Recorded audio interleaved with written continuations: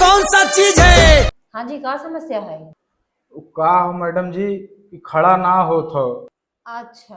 अरे ई समझ लो मैडम जी, अंदावा से सिविल लाइन तक टोटो से कम 10 हॉस्पिटल गए, स्वरूप रानी, पार्वती, साकेत, लेकिन हमारे समस्या का समाधान कोनो हॉस्पिटल में नहीं देखो, तुमको एक दवाई दे रहे हैं, पीते के साथ ही सही हो जाएगा। भग पीते का मान सही हो जाए मैडम।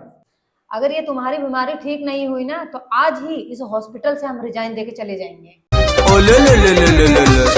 ए मैडम दवाई तो दवाई 3 ड्रॉप इसको पीजिए, उसके बाद हमको बताइए। पीते मान सही हो जाए मैडम। 1000%। मुंह में ले लो।